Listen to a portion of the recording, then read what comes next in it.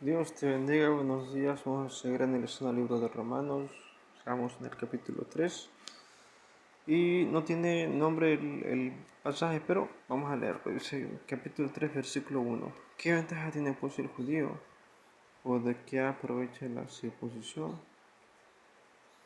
Mucho en todas maneras. Primero, ciertamente que les ha sido confiada la palabra de Dios.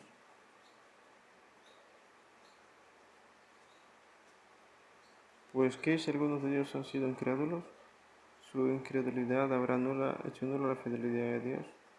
De ninguna manera, antes bien sea Dios veraz y todo hombre mentiroso, como está escrito. Entonces, aquí Pablo les reclama, les reprocha a los judíos, eh, que dice que de nada sirve ser judío, practicar la religión, las costumbres, si no guardan los mandamientos. Dice, para que sea justificado en tus palabras y venza cuando fueres juzgado. Y si nuestra injusticia sea resultar la justicia de Dios, ¿qué diremos?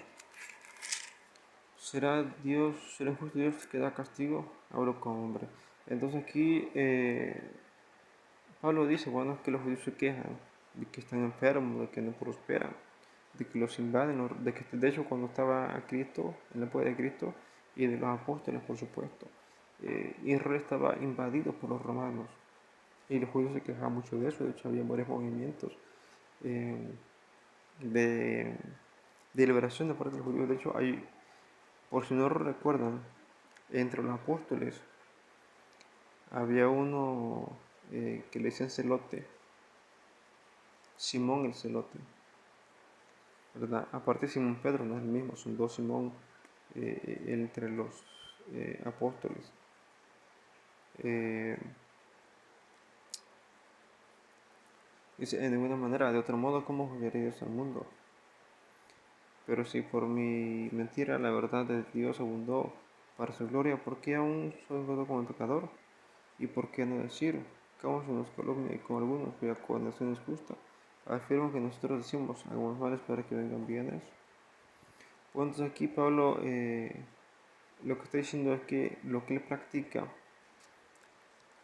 es otra manera de vivir, ya no como los judíos, ¿verdad? Porque los judíos no cumplían la ley, hacían costumbres y tradiciones, pero no cumplían con los mandamientos. Entonces Pablo dice, bueno, eso ya pasó, aquí no hay ni costumbres ni tradiciones, hay puro mandamiento, ¿verdad? Y bueno, Pablo sufrió mucho. De hecho, el libro de ellos relata todo lo que padeció Pablo.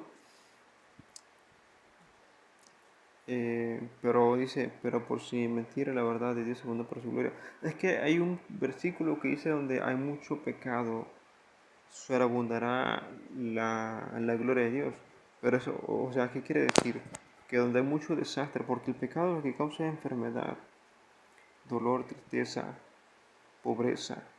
Entonces en un lugar así va a sobreabundar la gloria de Dios si es que le dan cabida a Dios, ¿verdad? O sea, es decir, que donde hay más mal, va a abundar la gloria de Dios, si es que dejan el mal, ¿verdad? No quiere decir que entre más mal hagan, más material, no, ¿verdad? Porque todo pecado se castiga, pero donde hay mucho dolor, va a sobreabundar la gloria de Dios. Creo que eso quedaría perfecto, ¿verdad? Donde mucho dolor va a sobreabundar la gloria de Dios. Bueno, entonces, ¿qué podemos aprender de esto? Que Pablo ya, en la época, Pablo mismo ya, él se dio cuenta que no era judaísmo lo que él estaba viviendo, porque Cristo y todos los apóstoles, incluso el apóstol Pablo, eran judíos, pero él se dio cuenta, bueno, que esto ya no es judaísmo, esto es otra cosa. Eso fue, y se lo reclamó a los propios judíos, se los dijo, aquí mismo, se lo reclamó, dice, ¿qué ventaja tiene el judío? ¿O de qué aparece la circuncisión? Pero entonces lo que Pablo decía ahí es que ni las costumbres de las tradiciones salvan,